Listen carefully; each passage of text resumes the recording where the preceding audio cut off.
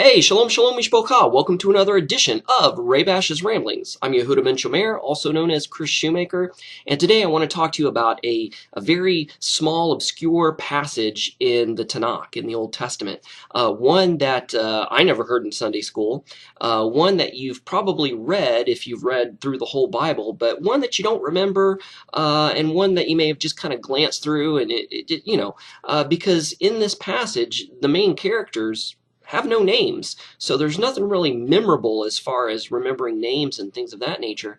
So you probably just breezed on by it. I've never heard it preached behind the pulpit. I've never heard anybody do a sermon or a paper about it.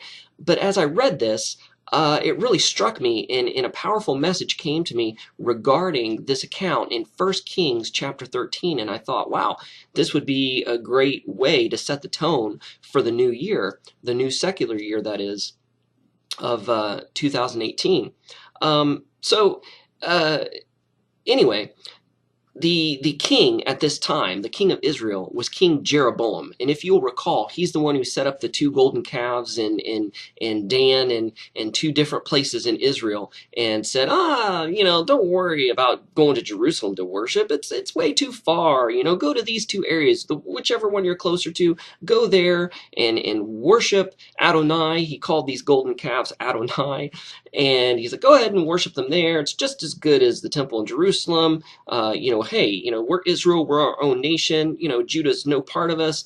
The king didn't want the Israelites to go to the kingdom of Judah to worship at the temple as they're supposed to and were commanded to. He was afraid that their allegiance would switch from him, Jeroboam, the king of Israel, to the king of Judah, and he would lose his power, his authority in his kingdom.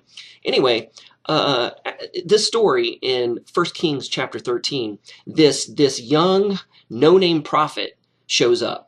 And he gives two powerful prophecies that come to pass and that just shake and rattle Jeroboam to the core, angers him, and he stretches out his hand and says, "Seize him!" And as soon as he did, his hand withers up. And of course, he's freaking out and all scared, and he immediately asks this young, nameless prophet to pray for him that his hand be restored, and it was.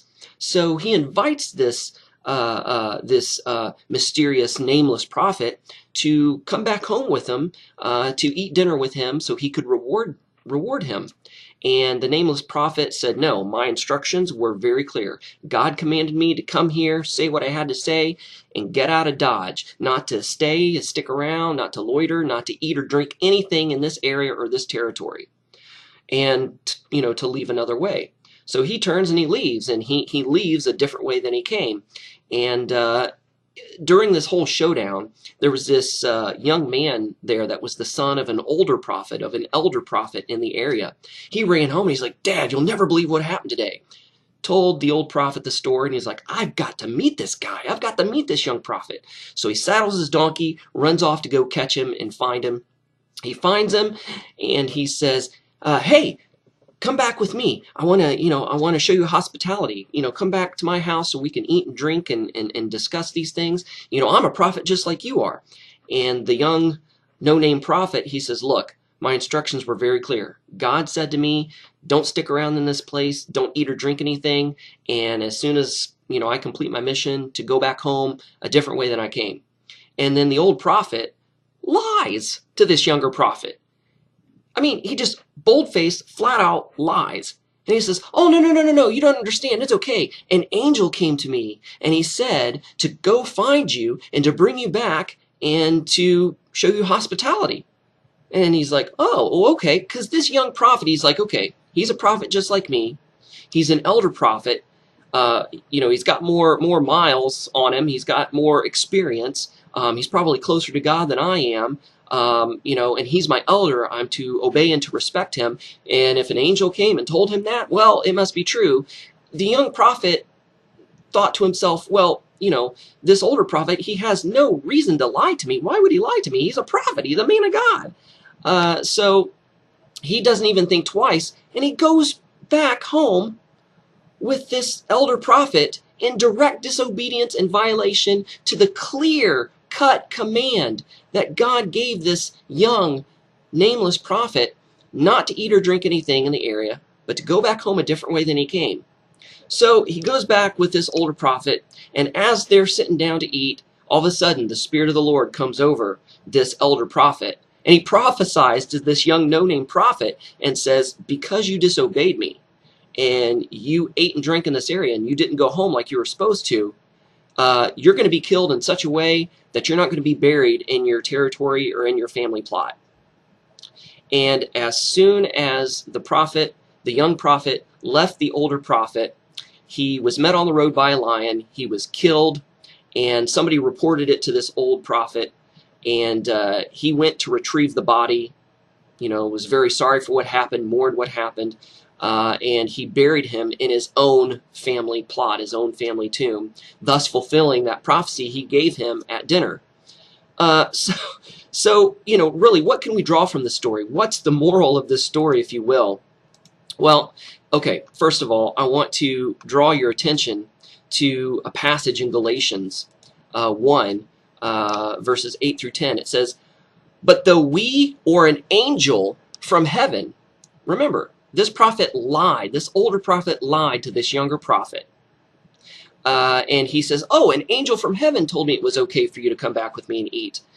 But Paul said in Galatians 1, 8 through 10, but though we or an angel from heaven preach anything, any other gospel unto you than what we have preached unto you, let him be accursed. As we have said before, so say I now again, if a man preach any other gospel unto you that you have received, let him be accursed. For do I persuade men or God, or do I seek to please men? For if I yet pleased men, I should not be a servant of Messiah. So, basically, Paul was saying, if somebody tells you something, if it's another believer, or if it's a vision, a dream, or an angel that tells you something that is in direct violation to what God has already made clear and laid out plain in his word, or what he has personally given to you that you know is directly from God.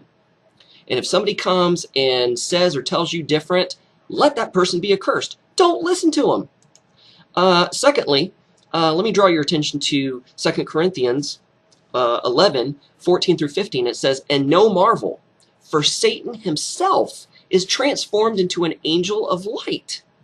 Therefore, it is no great thing if his ministers also be transformed into ministers of righteousness, whose end shall be according to their works. So here's Paul saying, be careful if you receive a message from an angel or a quote-unquote man of God from, that's giving a different message, a clearly different message than what's in the scripture or than what God has given you. Don't listen to it. Don't be fooled by the glitter, by the fool's gold, by the false gold. Don't be fooled by the angel of light. Discern the message. Whatever the message is, discern that message and see if it lines up with what God told you or with what the Word of God says. And if it doesn't, run. Just get out of there and run, and don't pay any attention to it. And this is what this young no-name prophet should have done himself. He said clearly to King Jeroboam and to this older prophet, no, this is what God said, not to eat or drink anything in this area, and to return to my home another way. And yet when this older prophet came along and says, oh, no, you don't understand. Well, an angel come and told me that everything's okay. Come with me. And he does. He doesn't even question it. So if God is giving you a message, a clear message, heed and obey it. Don't change your course no matter what. Even if it's a well-respected elder or an authority figure, if it goes against what God has clearly told you, don't go against it. Do what God has told you. Because you know what? God is not going to change his mind, because Malachi 3:6a says, for I am the Lord and I change not. So God's not going to change his mind. And even if he does, or even if he is going to change his mind, he's not going to give a message to somebody else to tell you that he changed his mind. He's going to tell you directly. And that's what you got to remember. So, and he's not going to command you to do something that's in direct opposition to what he told you the first time. So just be clear on that and pay attention to that. It reminds me back in my Bible college days. There's some people who went to Bible college for a biblical education, but a lot of people went to find a wife or to find a spouse.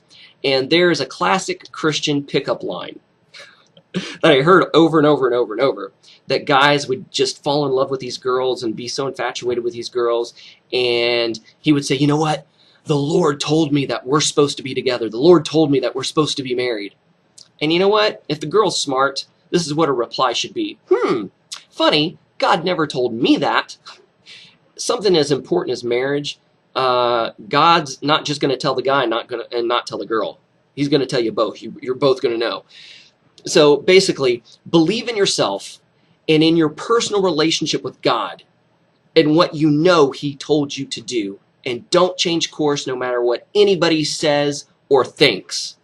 If God gave you a clear-cut command and He told you to do something, you do it. And you do it with all your heart, soul, mind, and strength.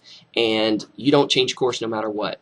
So hopefully this is a great lesson that we can take with us in this new secular year of 2018, from a lesson from a no-name prophet from 1 Kings chapter 13.